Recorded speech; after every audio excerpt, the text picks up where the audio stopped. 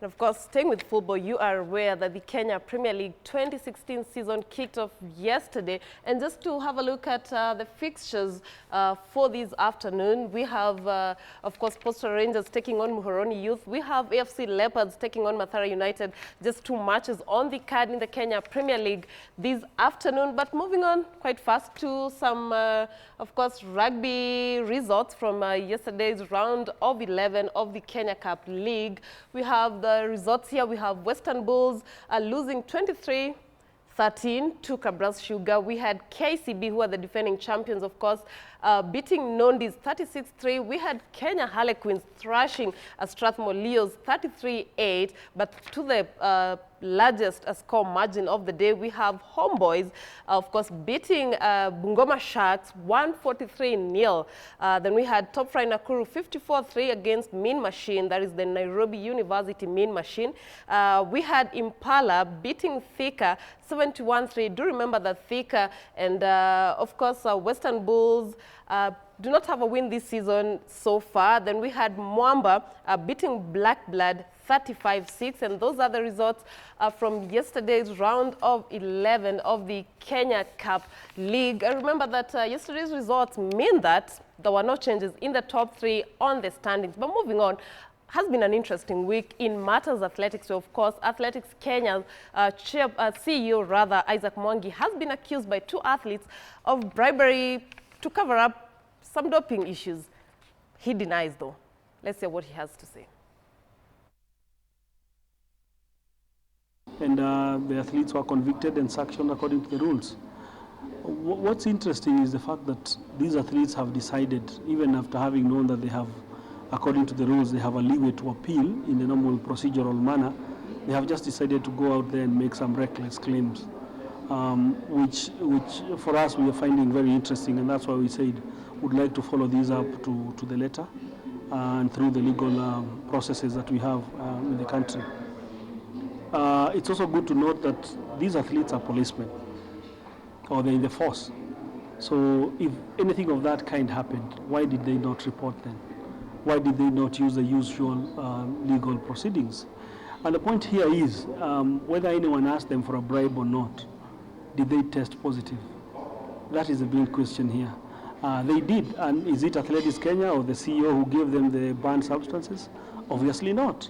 So they should be telling the bigger story and stop claiming and accusing people, trying in a manner to malign people's name and the federation's name and pasting it in a negative light. Instead, I think they should allow themselves to follow the procedures.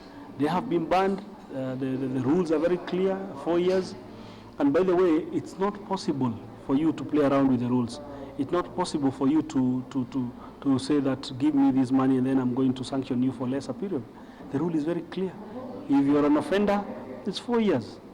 And that is not negotiable. Whether you give me 20 million Kenya shillings or 10 million shillings, it's not negotiable. Athletes have let Kenyans down because we selected them to the national team to go to Beijing to carry the national flag. Instead, they went there and let Kenyans down because they were cheats. Now, they cheated once. They cheated people in Beijing, and now again they have come down here.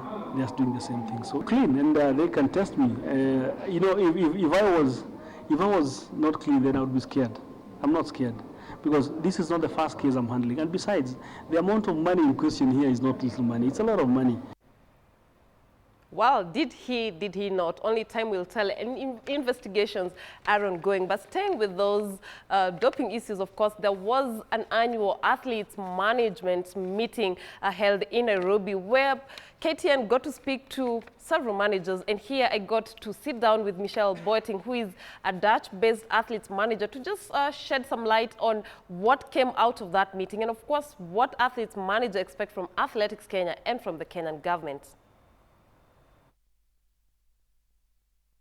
Well, the doping issue has been a thorn in athletics, not only in the country but beyond. And do remember that as of now, Russia remains banned and may not be taking part in the Rio Olympics this year. Well, Kenya has been on the spotlight lately, and today an athletes managers meeting has been held in this room, of course, to try and look for solutions, of course, with the conversation about doping issues and Kenya dominating this meeting.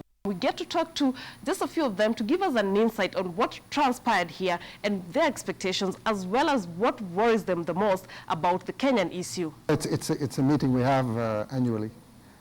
We discuss all the topics that are relevant for the year. So it goes from contracts to training camps, competition schedule, selection procedures, all those things. But of course the main topic was anti-doping, as it's a really urgent thing here in Kenya, actually worldwide. Talk about two athletes who have doped themselves. They even admitted to have doped themselves.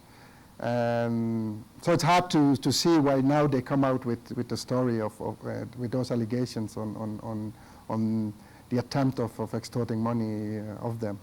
I don't think I can comment on it because it's something that's under investigation. It's their story.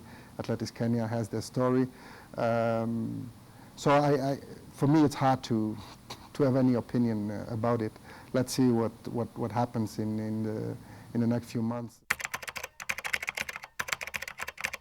My main concern is to be compliant with WADA, because the ones who have doped, the ones who've been caught, they've been punished. They're not a factor in the sport anymore. Of course, we want to know the deeper root of it, but I think the short-term priority should be now ensuring that those athletes who are clean can go to the Olympics. I think that's the short-term priority we have. And all the other stories, yes, it's important, but let's first focus on the ones we believe are clean. Fair to Kenya, they're probably not the only country that is not compliant with the code yet. It's a very complicated document, and to have everything implemented to the exact letter of the whole thing, it's hard. There's maybe 30 countries who could say we are fully compliant with the code. But that's not the issue anymore. The issue is that Kenya has been warned in 2012 to get a national institution that has an anti-doping program running. AK. We're in 2016 now. We're 3.5 years further. In Kenya, you never feel urgency. You know, there's things going a different way, and it's from a cultural point that's understandable. But if Kenya still feels it needs more time, they might get more time.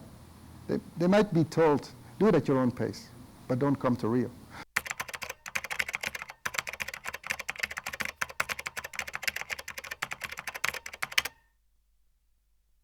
I don't monitor people 24/7. I don't even monitor my own wife 24/7. Do I trust her? Yes. So do I trust my athletes? Yes. Something can happen? Yes. But we should have a system in place that if somebody wants to go wrong, he'll get caught. And when he gets caught, he gets punished. That system is not strong enough, not in Kenya. And I think what we have seen from what happened within the IWF, also internationally, it's a system is not strong enough. Ignorance is never an excuse. So there will always be cases where you really pity somebody because it was really unwillingness, unknown. But we cannot make those exceptions anymore. When you're caught, you're caught. And it's hard, and it's bad for that person, but that's the only way we can get credibility in our sport. I'm not going to be worried. I'm trying to educate the athletes I work with as much as I can.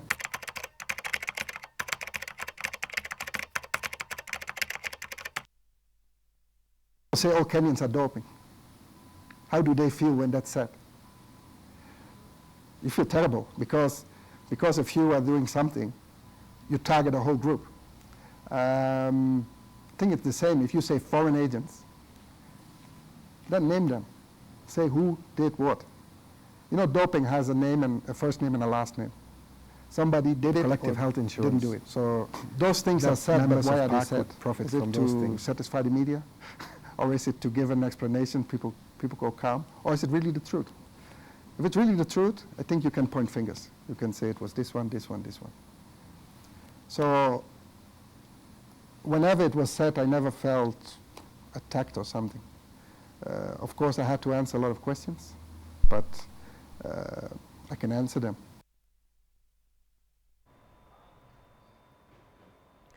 Well, in these athletes managers meeting, there were over 70 athletes managers, of course, at the Western Hotel in Nairobi, and we got to speak to more managers who give their voice on to what is happening in the country and what they expect, of course, the government to do before the Rio 2016 Games.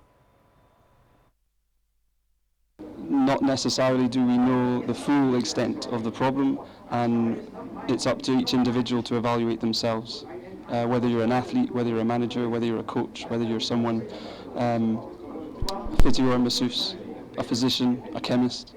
And yes, there are probably some cases where we are not aware, and that is a concern. But it's how you put into practice procedures to try and mitigate and prevent those scenarios.